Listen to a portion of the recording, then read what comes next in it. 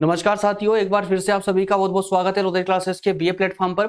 दोस्तों, BA first year के लिए या कहें कि बीए बीएससी और बीकॉम वाले फर्स्ट ईयर वाले स्टूडेंट्स के लिए फाउंडेशन कोर्स के अंतर्गत एक और नए सब्जेक्ट पर दोस्तों आज एक मॉडल पेपर अर्थात की मोस्ट इंपोर्टेंट प्रश्नों पर आज हम डिस्कस करने जा रहे हैं, जिनका आपके 2023 और 24 के एग्जाम में आने की अधिकतम संभावनाएं हैं। आइए दोस्तों शुरू करेंगे आज का सेशन। आज के सेशन में हम बात करेंगे योग एवं ध्यान से संबंधित महत्वपूर्ण प्रश्नों पर। योग एवं ध्यान पर से संबंधित महत्वपूर्ण प्रश्नों पर, ठीक है ना। तो दोस्तों, ये जो हमारा सेशन होगा ये हिंदी और इंग्लिश दोनों में होने वाला है। दोनों में हम इसमें चर्चा करेंगे, अर्थात कि जो हिंदी वाला फॉर्मेट है उसको इंग्लिश में भी यहाँ पर दिया गया है। और थोड़ा सा आपके अपडेट के लिए मैं बता दूं, जो नए स्टूडेंट हैं जो हमें पहली बार ही फॉलो कर रहे हैं, जिन्होंने हमारी फुल डिटेल क्लासेस ज्वाइन नहीं की है, उनको बता दूं दोस्तों, इस सेशन में हमने जो है अंग्रेजी, हिंदी, अंग्रेजी, योग, ध्यान और पर्यावरण, है ना, चारों पर हम एक एक मॉडल पेपर आपको प्रोवाइड कर रहे हैं, जिसमें हिंदी, योग, हिंदी, पर्यावरण और योग और ध्यान पर आज होने जा रहा है। अब सिर्फ आज के बाद में सिर्फ एक अंग्रेजी वाला बचेगा, तो अंग्रेजी वाला मॉडल पेपर आपको कल मिल जाएगा, ठीक है ना। तो जिन दोस्तों के भी एग्जाम अभी आने वाले हैं या चल रहे हैं, वो इस मॉडल पेपर से अपना लाभ उठा सकते हैं। इन प्रश्नों के माध्यम से, इन 50 प्रश्न आज हम डिस्कस करेंगे, तो इन 50 प्रश्नों के माध्यम से वो अपने जो है एग्जाम की तैयारी बेहतर तरीके से कर पाएंगे। और संभवतः अति महत्वपूर्ण प्रश्नों पर ही आज हम यहाँ पर डिस्कस करने वाले हैं। चलिए दोस्तों शुरू करते हैं अपने सेशन। आज का सेशन शुरू करते हैं। इसकी पीडीएफ आपको डिस्क्रिप्शन में अवेलेबल करा दी गई है, वहां से आप डाउनलोड करके सेशन कंप्लीट होने के बाद में आप इसका एक बार और रिवीजन लगा लीजिए, जिससे कि आपके सभी प्रश्न पूरे अच्छे से कंठस्थ हो जाए और कहीं से कहीं तक भूलने की कोई संभावना ना रहे। चलिए दोस्तों शुरू करते हैं। बस एक ही रिक्वेस्ट आप लोगों से, सेशन के एंड तक बने रहे। कुछ लोग कुछ स्टूडेंट ऐसे हैं जो इतनी जल्दबाजी करते हैं कि यार सेशन में कहाँ 15-20 मिनट टाइम देंगे, चलिए डाउनलोड करते हैं पीडीएफ और रिविजन लगाना चालू कर देते हैं। तो मेरे दोस्त, आप पहली गलती वही कर देते हो। ये 15-20 में आप रिवीजन लगाने में आपको 1 घंटा लग जाएगा, याद रखिएगा। लेकिन यहां में 15 से 20 मिनट में आपको सभी क्वेश्चन डिस्कस करते हुए मैं आपको इजी कर दूंगा पूरा पेपर, है ना। इसलिए सेशन के एंड तक जरूर बने रहना है। एक बार सेशन को जरूर देख ले और ये 50 प्रश्न आपके मस्तिष्क में छप जाएंगे, याद रखिएगा। और जैसे ही आप इसका दोबारा रिवीजन लगाएंगे ना, तो ये 50 के 50 प्रश्न में से एक भी प्रश्न आपका गलत नहीं होगा एग्जाम में, ये मेरी गारंटी है। चलिए शुरू करते हैं। सबसे पहला प्रश्न है दोस्तों हमारा कि जो योग शब्द है, इसकी उत्पत्ति कौन से शब्द से हुई है। योग शब्द की उत्पत्ति या कहें कि योग की उत्पत्ति किस शब्द से हुई है। तो दोस्तों इसका आंसर देखिए, 4 ऑप्शन आपके सामने दिए गए हैं। आसन से, युज से, जीव या फिर योगी से। सोचिए कौन सा शब्द होना चाहिए दोस्तों, कौन सा होगा। तो इसका ऑप्शन देखिए, ज्यादा डिस्कस नहीं करेंगे इसके अंतर्गत, डिस्कस करने को बहुत कुछ है। आसन, जीव और योगी, इन तीनों पर हम डिस्कस कर सकते हैं। युज पर बता सकते हैं कि किससे संबंधित कौन शब्द है। लेकिन अगर ऐसा करने जाएंगे ना, तो ये एमसीक्यू क्लासेस बहुत ज्यादा लंबी हो जाएगी। इसलिए डायरेक्टली प्रश्न पढ़ेंगे, प्रश्न के का जो ऑप्शन होगा हम उस पर चर्चा करते हुए आगे बढ़ेंगे, जिससे आपका सेशन अनावश्यक रूप से ज्यादा लंबा ना हो, क्योंकि मेरा भी कोई ऐसा उद्देश्य नहीं है कि सेशन अनावश्यक रूप से ज्यादा लंबा हो जाए, है ना। मॉडल पेपर है तो यहाँ टाइम मैनेजमेंट के साथ में टाइम की बहुत कमी है ना। एग्जाम का समय चल रहा है, इस कारण से फटाफट इसको कंप्लीट करते हैं।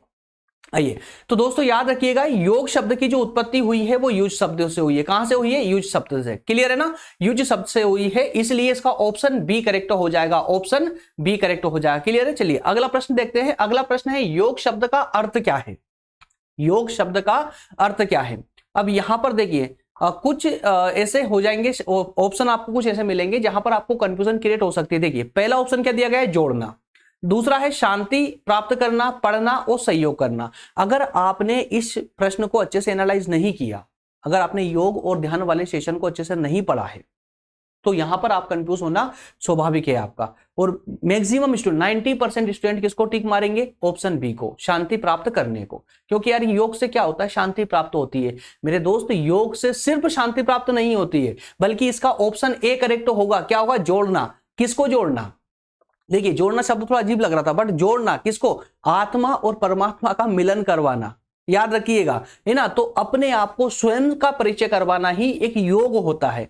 तो योग आत्मा और परमात्मा दोनों को का मिलन करवाना था, दोनों को जोड़ना होता है। इसके लिए इसका ऑप्शन जो है दोस्तों, ऑप्शन ए करेक्ट हो जाएगा, टू ज्वाइन। क्लियर है, ऑप्शन ए करेक्ट हो जाएगा। अगला प्रश्न देखेंगे। अगला प्रश्न है, महर्षि पंतजलि कौन थे? महर्षि पंतजलि कौन थे? अष्टांग योग के संस्थापक थे, संस्थापक है दोस्तों, ये स्थापक नहीं संस्थापक है, ठीक है ना। हठ योग प्रदीपिका के रचयिता थे, कर्म योग को लिखने वाले थे या भागवत गीता के रचयिता थे? बताइए कौन है? महर्षि पंतजलि कौन थे? तो सिंपल सी बात दोस्तों, अष्टांग योग के संस्थापक थे, अष्टांग योग के संस्थापक। चलिए अगला प्रश्न देखेंगे। अगला प्रश्न है योग चित्तवृत्ति निरोध किसने कहा था? योग चित्तवृत्ति निरोध किसने कहा था? स्वामी विवेकानंद, पंतजलि, स्वात्माराम या अरविंदो सर ने? तो दोस्तों इसका ऑप्शन जो है बा करेक्ट हो जाएगा पंतजलि। क्लियर है? अब चूंकि यार योग और ध्यान वाला सब्जेक्ट है तो इनमें तो पंतजलि का ही ज्यादा प्रयोग होने वाला है ना। चलिए आगे बढ़ते हैं। अगला प्रश्न है योग का लक्ष्य क्या है? योग का लक्ष्य क्या है, मतलब योग करने से होता क्या है? शरीर सुंदर बनाना इसका लक्ष्य होता है, धार्मिक बनना होता है, व्यायाम करना होता है या फिर आध्यात्म होता है? इसका ऑप्शन दोस्तों डी करेक्ट हो जाएगा। योग आध्यात्म के लिए किया जाता है, आध्यात्म के प्रगति के लिए किया जाता है, आध्यात्म की प्राप्ति के लिए किया जाता है। क्लियर? अगला प्रश्न है पंतजलि के 5 नियम में, यहां पर दो नियम दिए गए हैं, उनमें से 2 नियम कौन से हैं? इन 4 ऑप्शन में से 2, सत्य अहिंसा पंतजलि के 5 नियमों में से है या फिर सोच व संतोष है, अस्त्य अपरिग्रह है या ब्रह्मचर्य व सत्य है? तो दोस्तों सत्य अहिंसा बिल्कुल नहीं है इसमें से, अस्त्य और अपरिग्रह भी नहीं है, ब्रह्मचर्य और सत्य भी नहीं है, तो फिर ऑप्शन ये बी करेक्ट हो जाएगा, सोच व संतोष, इसलिए ऑप्शन बा करेक्ट हो जाएगा। अगला प्रश्न पर बात करेंगे। अगला प्रश्न है स्वामी शिवानंद, आयंगर साहब और योगेंद्र जी योग के किस काल से संबंधित है? 3 नाम दिए गए हैं, शिवानंद जी का दिया गया है, आयंगर साहब का दिया गया है और साथ में योगेंद्र जी का दिया गया है। तो पूछा गया है कि ये योग के किस काल से संबंधित है? तो दोस्तों शास्त्रीय काल से, आधुनिक काल, शास्त्रीय काल के पश्चात वाला काल से या वैदिक काल से? तो मेरे प्यारे दोस्तों ऑप्शन इसका बी करेक्ट हो जाएगा, ऑप्शन बा करेक्ट हो जाएगा, ये तीनों ही आधुनिक काल से संबंधित है। क्लियर है? चलिए अगला प्रश्न देखेंगे। अगला प्रश्न है आचार शब्द का अर्थ क्या है? प्रवृत्ति है, सोचना, कार्य या फिर भोजन? आचार शब्द का जो अर्थ होता है वो होता है प्रवृत्ति। क्या होता है दोस्तों? प्रवृत्ति, इसलिए ऑप्शन आ करेक्ट हो जाएगा। अगला प्रश्न देखेंगे। अगला प्रश्न है मिताहार शब्द का अर्थ।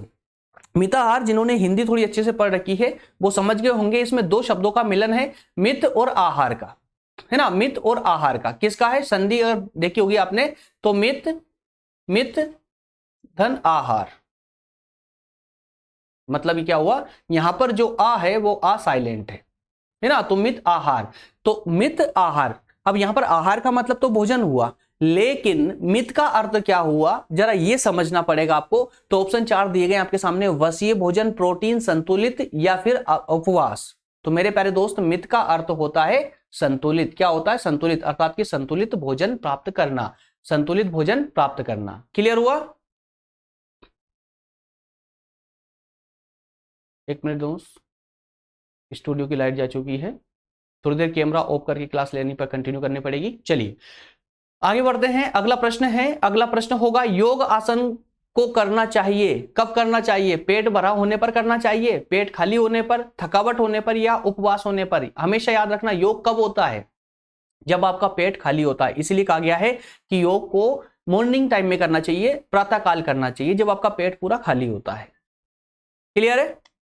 चलिए इसलिए ऑप्शन बी करेक्ट हो जाएगा। अगला प्रश्न है यौगिक अभ्यास के अंत में किया जाता, यौगिक जो अभ्यास होता है वो किसके अंत में किया जाता है? व्यायाम के अंत में, व्यायाम के बाद किया जाता है यौगिक अभ्यास, या फिर ध्यान या शांति पाठ के बाद, नहाना या गरिष्ठ भोजन करने के बाद? मेरे दोस्त ध्यान और शांति पाठ के बाद में यौगिक अभ्यास किया जाता है। ठीक है, इसलिए ऑप्शन बी करेक्ट हो जाएगा। अगला प्रश्न है आज के समय में कौन सा योग बहुत ज्यादा प्रचलित है? आज के समय में अगर हम वर्तमान की बात करें, वर्तमान की दोस्तों अगर बात करें तो वर्तमान में सबसे ज्यादा प्रचलित कौन सा योग है जो प्रचलित है? कौन सा योग है? राजयोग, हठ योग, कर्म योग या फिर भक्ति योग? तो मेरे प्यारे दोस्त यहाँ पर हठ योग, जो आज हम योग करते हैं ना, वर्तमान में जितनी भी मेडिटेशन की जाती है 90% से भी ज्यादा जो योग होता है वो आज हठ योग किया जाता है, हठ योग किया जाता है। ठीक है ना, तो इसलिए ऑप्शन इसका बी करेक्ट हो जाएगा। हठ योग क्या है मैं अभी यहाँ पर एक्सप्लेन कर रहा हूं, उससे बेहतर है कि 4-5 क्वेश्चन इस पर दिए गए हैं तो आगे उनके माध्यम से इसको समझते हैं, क्लियर करते हैं। चलिए अगला प्रश्न है हठ योग का अर्थ क्या होता है? शक्तिशाली बनना, प्रयास रहित होना, शुद्धिकरण या संतुलन स्थापित करना? तो आज की दुनिया में संतुलन ही सबसे बड़ा चैलेंज है हमारे सामने। याद रखिएगा, संतुलन, अपने आप का संतुलन बनाए रखना, है ना। इसीलिए संतुलित, अपने ऊपर संतुलन को स्थापित करने के लिए ही हठ योग किया जाता है, इसलिए ऑप्शन द करेक्ट हो जाएगा। अगला प्रश्न है, हठ योग अभ्यास शुरू होता है कब? प्राणायाम से, आसन से, षट क्रिया से या मुद्राओं से? तो मेरे पास दोस्त ऑप्शन सा करेक्ट होगा, षट क्रिया से ही हठ योग प्रारंभ होता है, शुरू होता है। अगला प्रश्न लेंगे। अगला प्रश्न है, हठ योग प्रदीपिका पुस्तक किसने लिखी थी? हठ योग प्रदीपिका जो पुस्तक है वो किसने लिखी थी? महर्षि पंतजलि ने, गोरखनाथ ने, या स्वामी स्वात्माराम ने, या B.K. अयंगर साहब ने? दोस्तों ऑप्शन बी, माफ कीजिएगा, ऑप्शन सा करेक्ट हो जाएगा, स्वामी स्वात्माराम ने जो है हठ योग प्रदीपिका पुस्तक लिखी थी। क्लियर है यहां तक का? चलिए अगला प्रश्न लेंगे। घेरंड संहिता, घेरंड संहिता किसके लिए प्रसिद्ध है? प्राणायाम के लिए, हठ योग के लिए, ध्यान के लिए, या पोषण के लिए? तो दोस्तों हठ योग के लिए, ठीक है ना। अगला प्रश्न है, योग के अनुसार भोजन होना चाहिए, योग के अनुसार भोजन होना चाहिए, तो योग में किस प्रकार के भोजन पर ज्यादा फोकस किया गया है? किस प्रकार का भोजन करना चाहिए योग करने वाले व्यक्ति को? सात्विक व संतुलित, राजसिक तीखा, तामसिक व आनंद देने वाला, ठंडा व वासी? ऑप्शन ए, ठीक है ना। बाकी तीन तो हमें लगी रहा कि इससे कुछ भोजन होना चाहिए, एक संतुलन में आता ही नहीं है ना, तो इसलिए ऑप्शन इसका ए करेक्ट हो जाएगा। अगला प्रश्न है, नेति एवं त्राटक शब्द क्या है? नेति एवं त्राटक शब्द क्या है? ये याद रखिएगा दोस्तों, ये जो षट कर्म होते हैं ना, षट कर्म के ही ये पार्ट है, नेति, त्राटक, ये सब आगे देखने वाले हैं। जिन्होंने योग और इसको योग व ध्यान वाले सब्जेक्ट को डिटेल क्लासेस ली होगी ना, उसको अच्छे से पता होगा, उसको अच्छे से पता होगा कि ये षट कर्म क्या होते हैं, है ना। षट कर्म मतलब कि उसमें 6 कर्मों का बताया गया है, उसी में से नेति, त्राटक ये सब आने वाले हैं। तो नेति एवं त्राटक शब्द क्या है? आसन के नाम है, प्राणायाम के प्रकार है, मुद्रा है, या षट कर्म है? तो मेरे प्यारे दोस्त षट कर्म है, अभी बताया ना षट कर्म है, ठीक है ना। षट कर्म के 2 कर्म है, नेति और त्राटक। आगे और आने वाले बताता हूं मैं आपको। बाकी कौन से? षट क्रिया का अभ्यास कब किया जाना चाहिए? षट क्रिया का अभ्यास कब करना चाहिए? षट क्रिया मतलब कि वही 6 कर्म, वो 6 कर्म का अभ्यास करना कब चाहिए? आसन या प्राणायाम के पहले करना चाहिए, आसन या प्राणायाम के बाद करना चाहिए, योग अभ्यास के बाद में करना चाहिए, सूर्य से सोने से पूर्व करना चाहिए? तो दोस्त इसमें ऑप्शन ए करेक्ट होगा, आसन और प्राणायाम जिसे करते हैं तो उससे तुरंत पहले हमें षट क्रिया करना चाहिए, जिससे हमारी पूरी बॉडी एक्टिव हो जाती है। उसके बाद हमें आसन करना चाहिए, जितने भी प्रकार की योग करना है वो योग करना चाहिए। क्लियर है। अगला प्रश्न है, कपालभाति। कपालभाति क्या है? कपालभाति है ना, तो षट क्रिया है, ध्यान है, आसन है, या मुद्रा है? तो दोस्तों षट क्रिया है। क्या है? षट क्रिया है। षट क्रिया, षट कर्म बाद वही है ना, याद रखिएगा। षट क्रिया, तो कपालभाति भी षट कर्म का एक छठवां कर्म है, याद रखिएगा, ठीक है। अगला प्रश्न लेंगे। अगला प्रश्न है, बस्ती एवं नौली क्रिया लाभकारी है? बस्ती और नौली जो क्रिया है ये वही है, षट कर्म के ही 2 पार्ट है, याद रखिएगा, है ना। तो बस्ती और नौली किसके लिए लाभकारी है? पाचन तंत्र की सफाई के लिए, फेफड़ों की सफाई के लिए, जोड़ों के दर्द को ठीक करने के लिए, गर्दन के ऊपरी भाग की सफाई करने के लिए? तो ये पाचन तंत्र के लिए बस्ती और नौली क्रिया लाभकारी है, ठीक है। चलिए अगला प्रश्न पर मूव करते हैं। अगला प्रश्न है, धोती क्रिया का अभ्यास किस अंग की सफाई के लिए किया जाता है? धोती क्रिया, धोती क्रिया ये आई थिंक षटकर्म का पहला ही कर्म है, धोती, है ना। लीवर, फेफड़े, स्टमक या फिर हृदय के लिए? तो ये होता है लीवर के लिए, ठीक है ना। चलिए अगला प्रश्न है। अगला प्रश्न है, सूक्ष्म व्यायाम का मुख्य लाभ क्या है? सूक्ष्म व्यायाम का मुख्य लाभ क्या है? मांसपेशी व जोड़ों को लचीला एवं मजबूत बनाने के लिए, वजन कम करने, दृष्टि ठीक करने, ध्यान लगाने, या देखिए बाकी के एक ऑप्शन आपका सटीक बैठ रहा होगा, बाकी के 3 ऑप्शन हमेशा ऊपर नीचे जाते रहेंगे, जिनको देखकर लग जाएगा कि ये तो बिल्कुल नहीं होना चाहिए। और बहुत कम क्वेश्चन, जैसे अगर मान ले 50 क्वेश्चन एग्जाम में आते हैं ना, तो उसमें से 5-7 क्वेश्चन ऐसे रहते हैं जो आपको बिल्कुल कंफ्यूज करेंगे ही करेंगे। बाकी के लगभग 40-45 क्वेश्चन ऐसे होते हैं, लगभग 40 क्वेश्चन तो प्रॉपर तरीके से ऐसे होते हैं, अगर आपने 2-3 बार भी इसका रिवीजन लगा लिया है ना, तो आप सटीक रूप से करके आ जाएंगे, आपको कोई प्रॉब्लम नहीं होने वाली है। कुछ क्वेश्चन एग्जामिनर जो यूनिवर्सिटी जो होती है ना दोस्तों, वो जानबूझकर डालती है इस प्रकार के, जहां पर स्टूडेंट की जो है तार्किकता को परखा जाता है, किसने कितना पढ़ा है। चलिए अगला प्रश्न है, सूर्य नमस्कार कितनी स्थितियों अर्थात पोस्चर में, है ना, कितनी पोजीशन में की श्रृंखला है? मतलब सूर्य नमस्कार जब हम करते हैं तो हमें कितनी पोजीशन लेनी होती है उसमें? तो कितनी 16 है, 14 है, 12 या फिर 8 है? तो दोस्तों आप लगभग सभी जानते होंगे कि सूर्य नमस्कार करते वक्त हमारी बॉडी जो है 12 प्रकार से मूव करती है। कितने प्रकार से? 12 प्रकार से। चलिए अगला प्रश्न है, अगला है सूर्य नमस्कार समाप्त होने पर क्या किया जाना चाहिए? सूर्य नमस्कार खत्म होने के बाद क्या करना चाहिए? प्राणायाम, श्वासन, आसन या फिर ध्यान? तो सूर्य नमस्कार के बाद में हमें श्वासन करना चाहिए, श्वासन करना चाहिए, है ना। चलिए ऑप्शन बी करेक्ट हो जाएगा। अगला प्रश्न है, योग के अनुसार हमारे शरीर में कितने कोष होते हैं? योग के अनुसार, बस थोड़ी देर और बने रहिए, है ना। एंड लास्ट मतलब बीच में मिडिल तक पहुंच चुके हैं हम लोग, आधे प्रश्न हम डिस्कस कर चुके हैं, बस आधे प्रश्न और बचे हैं, फटाफट हो जाएंगे। लेकिन अगर आज आपने क्लास बीच में छोड़ दी ना, समझ लीजिए कि ये पार्ट आपका कभी कंप्लीट हो ही नहीं पाएगा। रिवीजन आप अपने अनुसार लगाते हो, यहां पर मैं अपने अनुसार डिस्कस करवा रहा हूं, ये आपको ज्यादा याद रहेगा बजाय कि पीडीएफ के रिवीजन के, है ना। याद रखिएगा 10-15 मिनट में आपको कुछ नहीं बिगड़ने वाला। 10-15 मिनट अगर यहाँ रुक जाएंगे ना, 10-15 मिनट आपको पीडीएफ डाउनलोड करने में और उसको ना देखने में लग जाएंगे आपको, तो 10 मिनट से कुछ नहीं होता है। बने रहिए, थोड़ी देर की बात हो रही, सेशन कंप्लीट हो जाएगा, उसके बाद में डाउनलोड करके फिर एक बार और रिवीजन लगा लीजिए। 15-20 मिनट के अंदर अंदर आप उसका रिवीजन लगाकर फ्री हो जाएंगे, फिर आपको कोई टेंशन नहीं होगी, आराम से आप एग्जाम दे पाएंगे। चलिए क्वेश्चन नंबर 26 है, योग के अनुसार हमारे शरीर में कितने कोष होते हैं?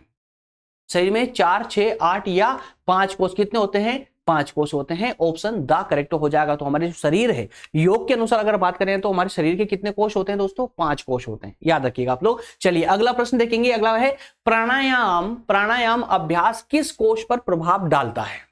जो 5 कोष होते हैं हमारे शरीर में, प्राणायाम जो हम करते हैं ना, वो कौन से कोष पर हम जो है प्रभाव डालता है? अन्नमय पे या प्राणमय पे, मनोमय या फिर आनंदमय पे? तो दोस्तों इसका ऑप्शन जो है बी करेक्ट हो जाएगा। जो प्राणमय कोष होता है हमारा, उन 5 कोषों में से एक प्राणायाम कोष होता है, उस पर ये प्रभाव डालता है। ठीक है, अगला प्रश्न है, प्राणायाम में किस तत्व को महत्वपूर्ण माना गया है? प्राणायाम में किस तत्व को महत्वपूर्ण माना गया? रेचक को, पूरक, कुंभक को या महाबंध को? तो दोस्तों मेरे इसमें कुंभक को सबसे ज्यादा महत्वपूर्ण माना गया है। प्राणायाम में कुंभक को महत्वपूर्ण माना गया है। चलिए अगला प्रश्न है, योग में बंद शब्द का अर्थ क्या है? गहरी सांस लेना, रोकना, बाहर निकालना या फिर प्राणीय शक्ति? क्या होता है इसका? तो इसका ऑप्शन बी करेक्ट होगा, रोकना, है ना। रोकना, सांस को रोकना। तो बंद शब्द का अर्थ क्या हुआ? रोकना या अपने विचारों को रोकना। क्लियर है। चलिए अगला प्रश्न है, योग में मुद्रा शब्द से क्या तात्पर्य है? मुद्रा शब्द से खुशी या उत्साह, महत्वपूर्ण यौगिक आसन, श्वासन अभ्यास, यौगिक अभ्यास के अंत में प्रस्तुत किया जाता है। क्या है इनमें से? जो योग मुद्रा का शब्द का मतलब क्या हो उसमें से? तो दोस्त इसमें खुशी और उत्साह ही हमारा करेक्ट आंसर हो जाएगा, खुशी और उत्साह। ठीक है, चलिए नेक्स्ट क्वेश्चन है। अगला क्वेश्चन है, कौन सा बंध 3 बंधों से मिलकर बना होता है? कौन सा बंध है जो 3 बंधों से मिलकर बना होता है? जालंधर बंध है, महाबंध है, मूल बंध है या तीनों में से कोई नहीं? इसका ऑप्शन बी करेक्ट होगा, महाबंध। महाबंध ही है जो 3 बंधों से मिलकर बना हुआ है, जिसमें पूरे योग जो किस प्रकार से होता है ना, तो योग की प्रक्रिया इसमें बताई गई है अच्छे से। चलिए अगला प्रश्न है, निम्न में से मुद्रा का उदाहरण है? निम्न में से मुद्रा का, ये मुद्रा नहीं है ना, ये मुद्रा नहीं है, बल्कि यहाँ योग और श्वासन, योग और आसन वाली हम चर्चा कर रहे हैं। तो योग का जो मुद्रा होती है, वो बैठने की या योग करने की जो मुद्रा होती है ना, जो स्थिति होती है, जो पोस्चर होता है, उसी को मुद्रा कहते हैं। तो विपरीत करनी है, विपरीत करनी है, सुखासन है, उदान है या रेचक है? तो इसमें ऑप्शन ए करेक्ट होगा, विपरीत करनी। क्या है मुद्रा का उदाहरण? क्या है? विपरीत करनी।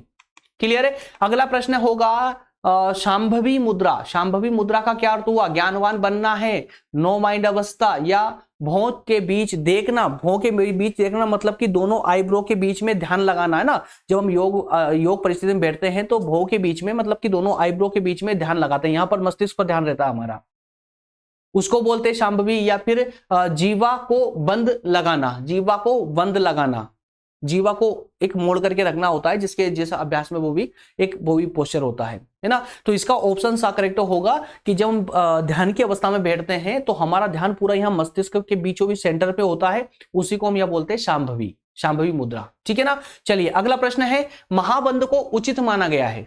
महाबंध को उचित माना गया है किसके लिए? गले एवं कंठ के रोगों को ठीक करने के लिए, मांसपेशी या जोड़ों को ठीक करने के लिए, हृदय की बीमारी दूर करने के लिए या कुंडलिनी शक्ति बढ़ाने के लिए? किसके लिए होता है मेरे प्यारे दोस्तों? ये कुंडलिनी शक्ति बढ़ाने के लिए महाबंध को ज्यादा उचित माना गया है। ठीक है, चलिए अगला प्रश्न है। अगला प्रश्न लेंगे एक बार दोस्तों, दोनों प्रश्नों को मैं दोनों प्रश्न ओपन कर रहा हूं, उसको पढ़ लीजिए, तो मैं पानी ले लेता हूं।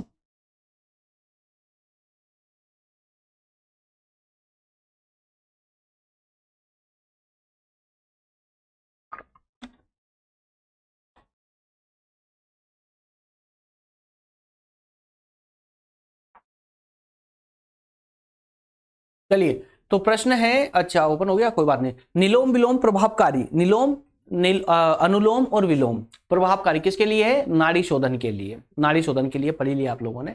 चलिए अगला क्वेश्चन नंबर 36 है, अंतर कुंभक प्रकार है। अंतर कुंभक जो है वो प्रकार, यार देखिए जिन्होंने नहीं पढ़ा होगा ना अभी तक योग और ध्यान वाले सब्जेक्ट को, उनके लिए मैक्सिमम जो शब्द है ना वो ऐसे लग रहे हो उनको दुश्मन की तरह कि यार ये हमारे जीवन में आए ही क्यों, है ना, और ये शब्द बोल रहे कि आप जैसे लोग हमारे जीवन में क्यों आ गए। तो ऐसा नहीं है, एक बार कम से कम आपको पढ़ना चाहिए था। अब चूंकि अब तो एग्जाम आ चुके, तो अब मैं आपको ये सलाह तो नहीं दूंगा कि कल परसों में पेपर है और आपकी और आज पढ़ने बैठे आप लोग फुल डिटेल में, ये तो मैं बिल्कुल नहीं बोलूंगा। लेकिन दोस्तों जितना अब आपका समय है आपके पास में, है ना, तो उतना पढ़ लीजिए। इसके अलावा जो नए स्टूडेंट है जिनके पास अभी समय है एग्जाम में, तो यार वो कृपया करके फाउंडेशन कोर्स को इग्नोर ना करें। कम से कम 2 बार तो उसको पढ़ ही ले, 2 बार तो कम से कम पढ़ी ले। मत कीजिए याद, मत कोई स्ट्रेटजी बनाइए उसकी, मत नोट्स बनाइए, कोई प्रॉब्लम नहीं, पर कम से कम पढ़ तो लो। इतना तो उन पे एहसान करना बनता है ना। आपने अगर आपने एग्जाम के लिए उसको लिया है और उससे आप नंबर लेने की जो है एक उम्मीद रखते हो ना, तो कम से कम 2 बार तो आपको उसको ईमानदारी से पढ़ना ही चाहिए। फिर वो हिंदी हो इंग्लिश हो, है ना, फाउंडेशन के दोनों में से कोई सा भी सब्जेक्ट आपकी यूनिवर्सिटी दे सकती है, उनको पढ़ना जरूर चाहिए। योग ध्यान की पतली सी किताब समझ करके उसको इग्नोर करने का प्रयास ना करें, नहीं तो वो पतली सी किताब है ना, इतने पतले नंबर आपको देगी ना कि वो आपके मार्कशीट से कैसे निकल के बाहर हो जाएंगे पता भी नहीं चलेगा आप लोगों को, और वहां परसेंटेज आपकी ना बिल्कुल बिल्कुल माइनर में जाने वाली है। इसलिए कृपया करके थोड़ा पढ़ जरूर ले, और जिन्होंने नहीं पढ़ा होगा ना, उस ना पढ़ने की कमी आपको यहाँ मॉडल पेपर में एहसास हो रहा होगा। यार ये कुंभक क्या है, ये कुंभक शब्द क्या है, नहीं पढ़ा, पता ही नहीं कुंभक शब्द क्या है। लेकिन जिसने पढ़ रखा है ना उसको कोई प्रॉब्लम नहीं है, उसको पता है कि किस चीज की क्या प्रक्रिया है, ठीक है ना। तो अंतर कुंभक किसका प्रकार है? आसन का है, रोकना, मुद्रा या बंद का, किसका प्रकार है अंतर कुंभक? रोकने का, है ना, रोकने का। जब योग ध्यान में बैठते हैं तो विभिन्न प्रकार के विचार आपके मस्तिष्क में प्रवेश करने लगते हैं। उन विचारों को रोकना, अपनी श्वासों पे नियंत्रण रखना, है ना। तो कई प्रकार के, क्योंकि हमें अपने आप पर एक संतुलन स्थापित करना होता है योग के तहत, तो उसी संतुलन के लिए, उस संतुलन के लिए जो बाधक होगा ना, उस सभी बाधाओं को रोकना, तो ये क्या है? अंतर कुंभक का एक प्रकार है, याद रखिएगा। अगले प्रश्न पर बात करेंगे। अगला प्रश्न है, शीतली एवं शीतकारी प्राणायाम से क्या होता है? शरीर का तापमान बढ़ जाता है, शरीर को शक्तिशाली बनाता है, मस्तिष्क उत्तेजित करने के लिए होता है, या फिर शारीरिक तापमान को कम करने के लिए होता है? तो दोस्तों शीतली और शीतकारी जो प्राणायाम होता है वो शरीर के तापमान को कम करने के लिए, संतुलन में लाने के लिए होता है। अगला प्रश्न देखेंगे। अगला प्रश्न है, प्राणायाम अभ्यास के लिए सबसे अच्छा आसन कौन सा है? प्राणायाम अभ्यास के लिए सबसे अच्छा आसन कौन सा है? वो संभवतः जिस आसन का प्रयोग आज वर्तमान में किया जाता है, कौन सा है दोस्तों? तो ऑप्शन सामने दिख रहा होगा आपको, सिद्धासन। क्या होता है सिद्धासन? जो एक सचेत मुद्रा में बैठ जाता है व्यक्ति, आलती पालती मार करके एक आसन पर शांति से बैठता, दोनों पैर अपने घुटने पर होते हैं, दोनों उंगलियां इस प्रकार की मुड़ी हुई होती है, इस आसन में बैठता, उसको हम सिद्धासन बोलते हैं। तो इसका ऑप्शन सिद्धासन सा करेक्ट हो जाएगा। क्लियर है? चलिए अगला प्रश्न है। अगला प्रश्न होगा, उज्जाई प्राणायाम लाभदायक है, किसके लिए लाभदायक है? उज्जाई जो प्राणायाम होता है ये किसके लाभदायक होता है दोस्तों?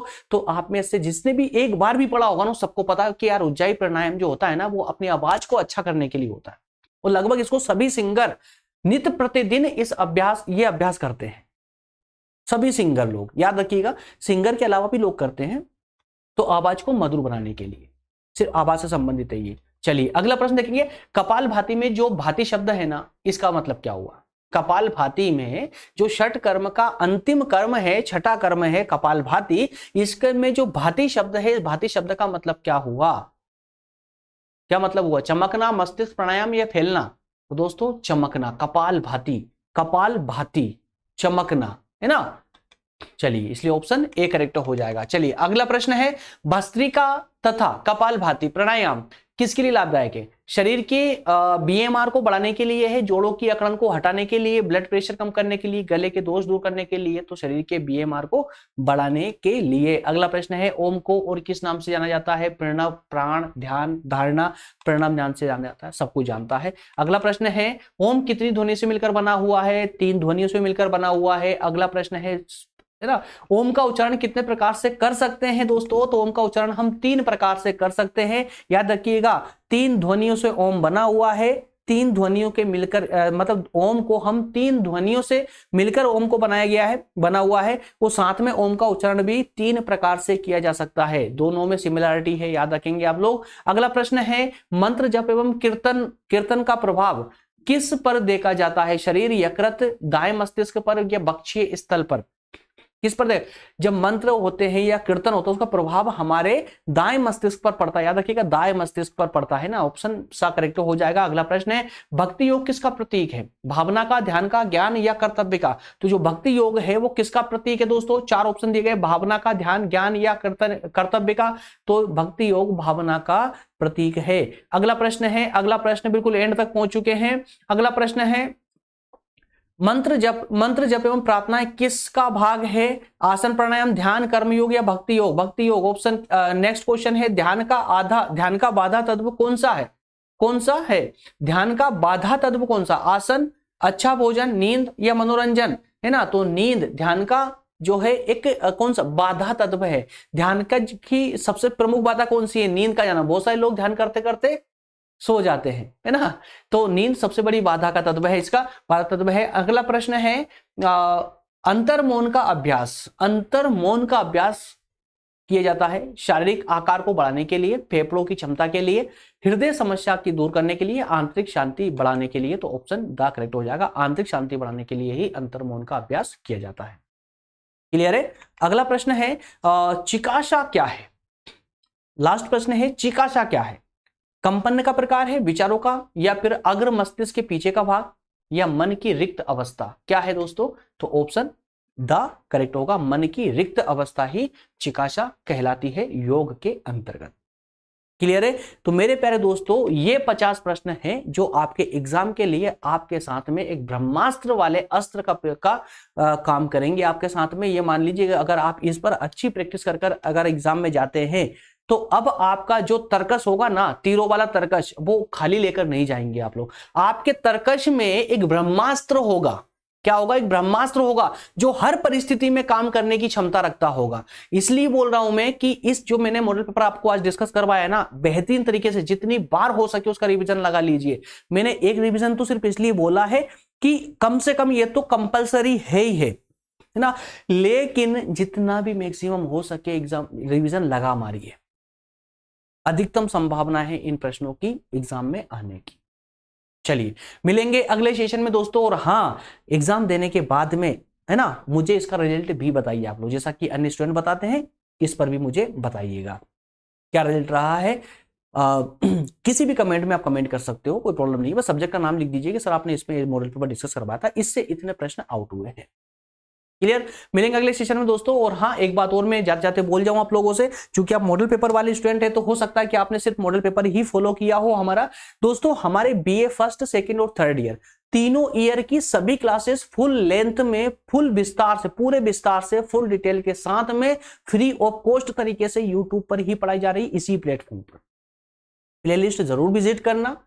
और प्लेलिस्ट पे अगर आप विजिट करने की क्षमता नहीं रखते हैं, नहीं कर पा रहे, आपको कोई सब्जेक्ट नहीं मिल पा रहा हो, तो मेरे प्यारे दोस्तों, ये टेलीग्राम जो देख रहे हैं ना आप, टेलीग्राम ग्रुप, तो इस टेलीग्राम ग्रुप को, मतलब इसका नाम है, टेलीग्राम पर जाइएगा, लोदाजी क्लासेस नाम सर्च कीजिए, वहां पर आपको ये ग्रुप देखने को मिल जाएगा। इस ग्रुप को ज्वाइन कर लीजिए। जैसे ज्वाइन करेंगे आपको, तो वहां उस ग्रुप में हम जैसे यूट्यूब पर क्लास अपलोड करते हैं ना, क्लास यूट्यूब पे अपलोड होते ही सबसे पहली जो लिंक आती है हमारी, इसी ग्रुप पर ही आती है। इस ग्रुप के माध्यम से आप निरंतर स्टडी कर पाते, चाहे आप फर्स्ट ईयर के स्टूडेंट हो, सेकंड को हो या थर्ड ईयर के हो, निरंतर रूप से आप स्टडी कर पाएंगे। ठीक है? सभी क्लासेस टाइम मिलती रहेगी। चलिए मिलेंगे नेक्स्ट सेशन दोस्तों, तब तक आप सभी का बहुत बहुत धन्यवाद। Thank you.